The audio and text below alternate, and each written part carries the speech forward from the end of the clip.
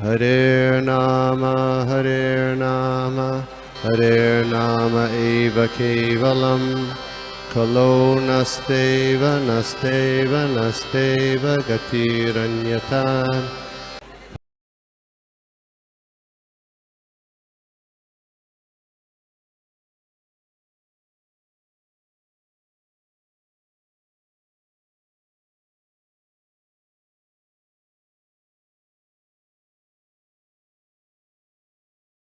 गौरवाणी प्रकारिणे निर्विशेष शून्यवादी पाश्चात्य देश कारिणे जय श्री कृष्ण चैतन्य प्रभु नित्यानंद श्री अद्वैत गदाधर श्रीवासादि गौर भक्तवृंद हरे कृष्ण कृष्ण कृष्ण हरे हरे हरे राम राम राम नाना शास्त्र विचार चित्तारिणो शरण्या करो श्री राधा कृष्ण पदारविंद गजानंद वंदे रूप सनातनो रघुजुग श्री जीव गोपाल सर्वस्य चाहं हृदि सन्निविष्टो मत्तः सुकृज्ञानम् अपोहनं च वेदैश्च सर्वैः अहं यो वेदो वेदांत वेद चाहं। हरे कृष्णा।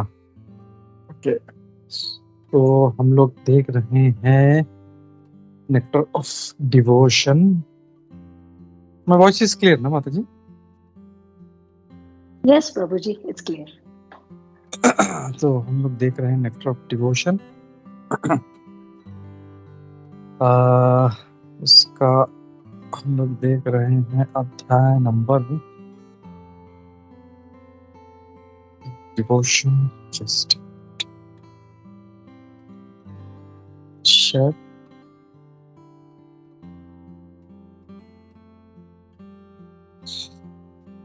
नेक्टर ऑफ डिवोशंस अध्याय नंबर 7 और हम लोग उसका अगला जो प्रिंसिपल है, अगला तत्व वो देखने वाले हैं। तो यहाँ पे आगे रूप गोस्वामी जी कह रहे हैं not accepting unfit disciples, constructing many temples और रीडिंग मेनी बुक्स।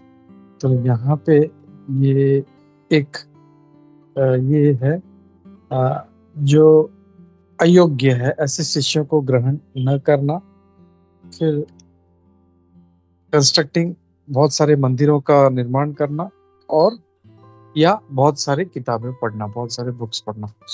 यहाँ पे आगे रूप गोस्वामी जी कह रहे हैं दूसरा एक जो स्ट्रिक्ट रूल ये है कि कोई व्यक्ति बहुत सारे शिष्य रख सकता है, लेकिन उसे ऐसा काम नहीं करना चाहिए कि वो उनके प्रति कृतज्ञ हो जाए या ऑब्लाइज हो जाए किसी भी तरह से, या उनसे कोई फेवर की वजह से। One should not be very enthusiastic, और या तो फिर हमें यानी ये कहा गया कि मंदिर बांधने में हम लोग को बहुत ज्यादा उत्साही नहीं होना चाहिए, बहुत सारे मंदिर बनाने, और ना ही हमें बहुत सारे अलग अलग किताबें पढ़ने के लिए उत्साही होना चाहिए। Save and except the ones which lead to the advancement of devotional services, जो सिर्फ हमें भक्ति मार्ग में लेके जा रहे हैं, ऐसे जो ग्रंथ है वो हम पढ़ सकते हैं।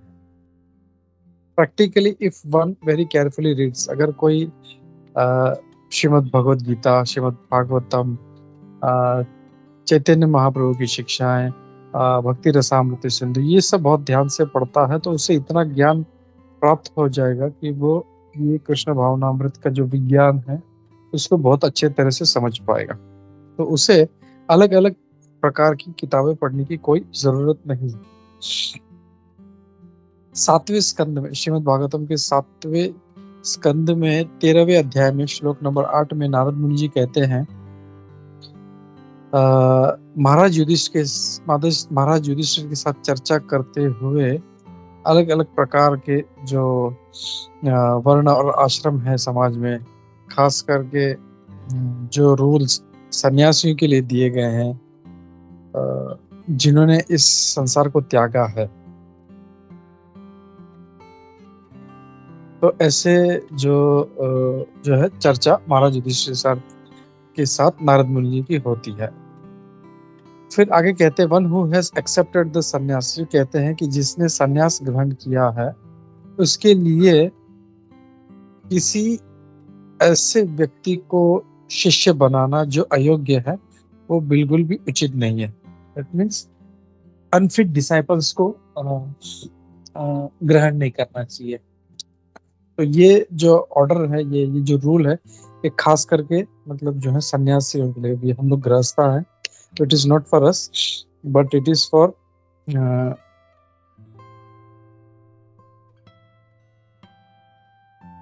फॉर सन्यासी। तो जो सन्यासी तो उनके लिए रूपू गोस्वामी जी कह रहे हैं कि जो अयोग्य है उसको बिल्कुल शिष्य के रूप में ग्रहण नहीं करना चाहिए। फिर a sannyasi should first of all examine whether the prospective student is sincerely seeking Krishna consciousness। तो पहले सबसे पहले सन्यासी ने ये जांचना चाहिए कि क्या ये व्यक्ति सही में भगवान को प्राप्त करने के लिए उत्सुक है, तो इस कृष्ण कॉन्शियसनेस प्राप्त करना चाहता है। अगर नहीं तो उसे ग्रहण नहीं करना चाहिए। तो यहाँ पे हम लोगों को हम लोग देख सकते हैं कि यहाँ पे ये ऑर्डर दिया गया है, एक रूल दिया गया है कि ऐसे अयोग्य व्यक्ति को शिष्य के रूप में नहीं ग्रहण करना चाहिए। That means on our part हमारा ये रिस्पॉन्सिबिलिटी है कि if we are approaching spiritual master, अगर हम गुरु को अप्रोच करते हैं तो हमको ये पूरा ध्यान रखना है कि हम लोग पूर्ण तरीके से, पूर्ण रूप से हम लोग एक योग्य शिष्य बने। हमारे गुरु के लिए जो है हम लोग एक क्या बोलते हैं ना, एक एसेट बने उनके लिए, एक बोझा नहीं बनना है उनके ऊपर। तो हम लोगों को एक योग्य शिष्य बनना है। फिर आगे कहते हैं इफ इज नॉट, अगर वो ऐसा चैतन्य महाप्रभु का जो कृपा है वो ऐसा है कि उन्होंने सारे गुरुओं को भगवान के बारे में प्रचार करने के लिए कहा है। देयरफॉर इसीलिए चैतन्य महाप्रभु के लाइन में सन्यासी लोग जो है इस कृष्ण कॉन्शियसनेस की बात करते हैं सब जगह पे। और अगर इसमें से अगर कोई व्यक्ति प्रभावित होता है, वो शिष्य बनना चाहता है, तो उसे ग्रहण कर सकते हैं। The one point is that without increasing the number of disciples, there is no propagation of the cult of Krishna consciousness। तो एक पॉइंट ये भी है कि बिना शिष्य बढ़ाए हम इस कृष्ण भावनामृत को आगे बढ़ा नहीं सकते।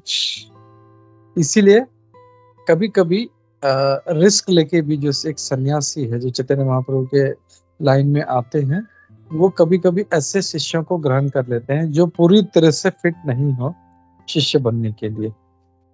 Later on, by the mercy of such a bona fide spiritual master, the disciple is gradually elevated। और फिर गुरु की कृपा से ऐसा शिष्य जो है धीरे धीरे वो आगे भक्ति में बढ़ता है। तो हम लोग, मैं मेरी बात करता हूँ कि जब मैंने जब दीक्षा लिया था तो मैं बिल्कुल भी जो था योग्य नहीं था, लेकिन फिर भी जो है हमारे जो गुरु हैं वो ऐसे अयोग्य जो यूजलेस हैं उनको ग्रहण करते हैं और उनको धीरे धीरे अपना कृपा दे दे के उनको फिट बनाते हैं और उनको भक्ति में आगे बढ़ाते हैं। However, if one increases the number of disciples simply for some prestige or false honor, he will surely fall down in the matter of executing Krishna consciousness। लेकिन अगर कोई सिर्फ शिष्य बढ़ाने के लिए अपना प्रेस्टीज बढ़ाने के लिए या अपने झूठे अहंकार के कारण अगर वो शिष्य बढ़ाते जाता है तो पक्का उसका पतन होगा और वो कृष्णा कॉन्शियसनेस को का पालन नहीं कर पाएगा। तो यहाँ पे हम लोग देख सकते हैं, we can see clear instruction है कि अयोग्य शिष्य को ग्रहण नहीं करना है। लेकिन लास्ट वाले पैराग्राफ में प्रभुपाद जी ये भी कह रहे हैं, क्योंकि प्रभुपाद जी ने खुद ऐसा किया। कई जो थे अयोग्य थे, मतलब प्रभुपाद जी कहते हैं हम लोग बिना शिष्य बढ़ाए हम लोग कृष्ण भावनामृत आगे ये आंदोलन नहीं बढ़ा सकते। तो उन्होंने कई मतलब हंड्रेड्स एंड थाउजेंड्स जो थे ऐसे शिष्यों को उन्होंने दीक्षा दिया और उसमें से कुछ ही थे जिन्होंने इस कृष्ण भावनामृत कि कृष्ण कॉन्शियसनेस का जो मूवमेंट है उसको आगे बढ़ाया, और आज तक जो है वो लोग इसमें जुटे हुए हैं, इसको कैसे आगे बढ़ाएं। तो हो सकता है कि पहले वो अयोग्य हो, लेकिन फिर धीरे धीरे प्रभुपाद जी की कृपा से जो है ये सारे जो है मतलब काफी मतलब उन्होंने अपना पूरा जीवन प्रभुपाद जी के लिए समर्पित कर दिया उन्होंने, तो हम लोग देख सकते हैं। तो ये यहाँ पे प्रभुपाद जी कह रहे हैं। फिर आगे कहते हैं similarly a bona fide spiritual master has no business reading many books. तो जो एक जो योग्य गुरु है वो बहुत सारी पुस्तकें नहीं पढ़ता, ये दिखाने के लिए कि मैं कितना पंडित हूँ। One should avoid this things, इनको अवॉइड करना चाहिए। और ये भी कहा गया है कि सन्यासी उन्होंने इस मंदिर बांधने के लिए बहुत ज्यादा उत्साही नहीं होना चाहिए। हम लोग देखते हैं जो चैतन्य महाप्रभु के जो लाइन में जो आचार्य आते हैं वो मंदिर बनाने के लिए इतने उत्सुक नहीं रहते। However, if somebody comes forward, अगर फिर भी अगर कोई सामने आता है और सेवा प्रदान करता है कि मैं लक्ष्मी देने के लिए तैयार हूँ, तब जो है ऐसे आचार्य फिर वो ऐसे बड़े बड़े महंगे मंदिर बनवाते हैं। जैसे उदाहरण के तौर पर रूप गोस्वामी जी को जब महाराज मान सिंह ने उन्होंने ऑफर किया, जो महाराज अकबर के बादशाह अकबर के कमांडर इन चीफ थे महाराज मान सिंह, उन्होंने रूप गोस्वामी जी को ऑफर किया कि मैं आपको एक अच्छा बड़ा गोविंद जी का मंदिर बना के देता हूँ जिसमें बहुत पैसा लगे, बहुत महंगा हो। तो वो उन्होंने ग्रहण किया। So bonafide spiritual master should not personally take any responsibility for constructing temples. तो एक जो प्रामाणिक गुरु है वो कभी भी ऐसे मंदिर बनाने की रिस्पॉन्सिबिलिटी नहीं लेते। But if someone has money, लेकिन अगर कोई किसी के पास पैसा है और वो खर्च करना चाहता है भगवान की सेवा में, तो रूप गोस्वामी की तरह जो आचार्य है वो ऐसे भक्त की पैसे को अच्छे से भगवान की सेवा में लगाते हैं। दुर्भाग्यवश ये ऐसा होता है कि जब कोई योग्य नहीं है और वो गुरु बनना चाहता है, वो who is not fit to become spiritual master और जो योग्य बनने लायक नहीं है, ऐसा गुरु जब किसी पैसे वाले व्यक्ति के संपर्क में आता है मंदिर का निर्माण करने के लिए, if such money is utilised, अगर कोई अयोग्य गुरु है वो ऐसा जो है पैसा इस्तेमाल करने की कोशिश करता है अपने कंफर्टेबल लिविंग के लिए in costly temples without actually doing any preaching, तो ऐसे बड़े बड़े मंदिर बना के उसमें जो है सिर्फ रहने के लिए अपना प्रचार नहीं करते, तो ऐसा ये एक्सेप्टेबल नहीं है। दूसरे शब्दों में कहा जाए तो स्पिरिचुअल मास्टर जो गुरु हैं उन्होंने ऐसे मंदिर बनाने का कोशिश नहीं करना चाहिए। Rather his first and foremost activity should be to preach. उनका कर्तव्य होना चाहिए, एक ही काम होना चाहिए, प्रचार करना। और इस कनेक्शन में श्रील भक्ति सिद्धांत सरस्वती गोसाई महाराज कहते हैं कि उनके गुरु ने उन्हें जो इन दिस कनेक्शन यहाँ पे भक्ति सिद्धांत सरस्वती महाराज ने एक गुरु ने सिर्फ उनको पुस्तकें प्रिंट करनी चाहिए। अगर पैसा आता है तो मंदिर बनाने के बजाय उसे ऐसे जो बुक्स हैं अलग अलग भाषाओं में उस जो कृष्ण का प्रचार करे, ऐसे बुक्स प्रिंट करने में पैसा लगाना चाहिए। हरे कृष्णा। तो ये टॉपिक यहाँ पे खत्म होता है। स्टॉप, कुछ डाउट्स कुछ क्वेश्चन है तो लेते हैं। हरे कृष्णा।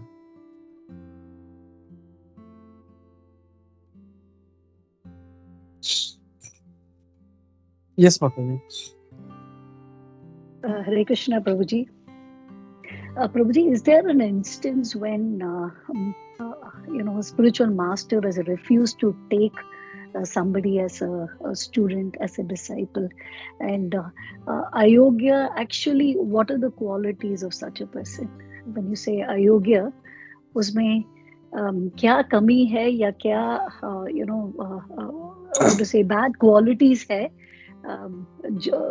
जिसके वजह से स्पिरिचुअल मास्टर उसको डिसाइपल उसको रिजेक्ट, उसको नहीं हाँ। लेता है as his disciple? Personally, in my life, I have seen some cases. I will not take names, but yeah, बहुत ही होता ना, एक बहुत ही पैसे वाला व्यक्ति था, and that spiritual master used to keep chastising him. He used to think he was like, no, he was a very wealthy person, so he thought he could do anything, but the spiritual master kept chastising him, and he improved a lot in his Krishna consciousness because of this chastisement. And recently also I heard one instance which was shared in Sadhu Sangha group. उसमें भी कहा गया था कि एक बार जय पताका महाराज जी जो है दीक्षा देने वाले थे, काफी लोगों को दीक्षा दिया, लेकिन एक जो उसमें स्त्री थी उसको नॉनवेज बहुत अच्छा लगता था, तो उसने सोचा अब ये मेरा लास्ट टाइम है, इसके बाद मुझे नॉनवेज खाने नहीं मिलेगा, तो one day before she went and ate chicken and ऐसा कुछ non veg something she and this Maharaj was not knowing. तो जब वो आई महाराज के पास दीक्षा देने के लिए, तो महाराज ने सेड नो, यू वेट। सो मतलब बोलते हैं ना, गुरु को पता चल जाता है, तो इमीडिएटली ही said no, you wait some time. और किसी को पता नहीं, महाराज ने मतलब सबको दे रहे, उस खाली उसी को क्यों मतलब ऐसा ये कर दिया। तो देन शी रिवील्ड, उसने बताया कि ऐसा मतलब मुझे पता था कि मैं अब नॉनवेज नहीं खा पाऊंगी, तो कल जाके मैंने I ate lot of nonveg and then it was revealed कि व्हाई महाराज हैज रिजेक्टेड। तो या देयर आर ऐसा मतलब in scriptures I don't remember any such instance ऐसा कुछ है, लेकिन yeah, I have seen personally very बहुत कम होता है ऐसा कि रिजेक्ट कर दिया, बिकॉज जनरली जो गुरु होता है या जो ऐसे जो हमारे आचार्य हैं, तो दे आर वेरी मर्सीफुल, वो कृपा देने के लिए हुई उतार देते हैं। उनमें त्रुटि बहुत है, they are having lot of bad qualities, but they have one good quality which is sincerity. नहीं, अब मुझे सिंसियरली मुझे जो है अभी कृष्ण भक्ति में आना है, एंड विद दैट इंटेंशन जब वो गुरु के पास आते हैं, तो he is a spiritual master, you can understand. So immediately he accept कि वो सारा जो उसका दुर्गुण है उसको इग्नोर कर देते हैं, उसका जो भी है, बट वो सिंसियरिटी नहीं है, देन स्पिरिचुअल मास्टर रिजेक्ट्स। उनको पता है कि ये एक चीज उनको चाहिए, सिंसियरिटी, और वो जब नहीं दिखती, एंड दे आर स्पिरिचुअली है ना, on the spiritual plane, तो automatically they can sense which person is qualified, which person is unqualified. So यही है कि एक सिंसियरिटी अगर है, we may be having lot of bad qualities, लेकिन अगर सिंसियरिटी है, नहीं मुझे अब कृष्ण भक्ति में आगे बढ़ना है, तो यू कैन इम्प्रूव। और इसका बहुत अच्छा उदाहरण हम लोग देख सकते हैं, मृगारी है। मृगारी he improved so much, जब कि मतलब जब नारद मुनि ने बोला कि ठीक है, बोला कि मैं तो ये सब काम जो करता हूँ ये सब अपना पेट भरने के लिए करता हूँ, तो बोला यू डोंट वरी, मतलब ऐसा व्यवस्था हो जाएगा कि तुम्हें कहीं जाने की जरूरत नहीं, खाना तुम्हारे पास आएगा। And it happened. ऐसा पता चला कि जो इतना भयानक ये जो शिकारी था मृगारी, तो मृग मतलब प्राणी और अरि मतलब शत्रु, तो he was enemy of the animals, तो he used to kill half, मतलब गला ऐसा हल्का एक स्लेट मार के छोड़ देता था, तड़पते उनको देखते रहता था। तो ही वाज सच ए एकदम गास्टली पर्सन, बहुत ही खतरनाक और बहुत ही ना can say psycho type something like that. He used to enjoy killing half. तो जब नारद मुनि जी का कृपा हुआ एंड ही एग्रीड, ठीक है, तो ऑल्दो उनके अंदर इतना सारा मतलब बुरा क्वालिटीज था, लेकिन जो उनका एक सिंसियरिटी था उसके नारद मुनि जी ने एक्सेप्ट किया एंड उनको अपना शिष्य बनाया। एंड हम लोग जब देखते हैं, जब बाद में कई वर्षों के बाद जब नारद मुनि और उनके मित्र पर्वत मुनि जब उनसे मतलब ऐसे गुजर रहे थे, तो उसी रास्ते से गुजर रहे होते हैं, तो जब उनको पता चलता है मेरे गाड़ी की, अरे मेरे गुरु आने वाले हैं, तो वो भागता भागता होता है, ही जंपिंग, इधर से उधर जंप करा, उधर से इधर जंप करा, इधर से। तो पर्वत मुनि बोल रहे हैं, अरे ये क्या कर रहा है ये? तो बोलते नहीं महाराज, इधर जो है ना बहुत सारी चींटियां हैं, तो मेरे पाँव के नीचे आके मर जाएंगी, तो इसके लिए मैं उनके ऊपर पाँव नहीं रखना चाहता। तो वही व्यक्ति जो सारे प्राणियों को आधा मार के छोड़ देता था, he hesitated to kill even an ant, एक चींटी को भी नहीं मारना चाहता था। So that is a gradual ना, एक स्लो प्रोग्रेस है, बट ओनली एक one sincere quality of sincerity is required. वो अगर है तो then progress can be made. Hare Krishna. Thank you, Prabhuji. Just one more question, Prabhuji. In Mrigari's case, was he actually ignorant when he was doing all those things? Because uska, he didn't know anything else, so that was the only thing that he knew. Iske wajah se wo kar raha tha, and then Narad Muni ne showed him the light. Is it something like that, Prabhuji? Or by nature itself, he enjoyed doing all of those things? Because sometimes kuch log to, because of ignorance, they do, even non-veg, for example. Maybe, people are ignorant, they are born into that family, iske wajah se they end up taking, but baad mein when they realize, they actually change over completely. So aisa wajah tha Mrigari ke, in connection with Mrigari or nahi, Prabhuji? Hare Krishna. Yes माता, ये whatever sinful activities, कोई भी जो पाप कृत्य कर रहा है वो because of ignorance कर रहा है, चाहे वो मांसाहार हो या नशा हो या अवैध स्त्री संबंध हो या गैम्बलिंग हो, उसको पता नहीं है कि ये शास्त्र में इसको वर्जित किया गया है। And he being a Hunter, he used to go one step ahead, और वो जाके उनको आधा मारता था, तो बिकॉज he didn't knew कि मतलब शास्त्र में क्या कहा गया है, कैसे प्राणी जो हैं they are also part and parcel of the Lord. Because of that ignorance he used to do it, but जब नारद मुनि का कृपा हुआ तो वो एकदम चेंज हो गया होगा। हरे Krishna. Hare Krishna, Prabhuji. Thank you. Okay, so I think I will stop here. Bhagavatam पढ़ते हैं हम लोग। श्री श्री भक्ति रसामृत सिंधु की जय, रूप गोस्वामी प्रभुपाद की जय, श्री रूप गोस्वामी प्रभुपाद की जय, श्री प्रभुपाद की जय, इस्कॉन गुरुवृंद की जय। हरे कृष्णा।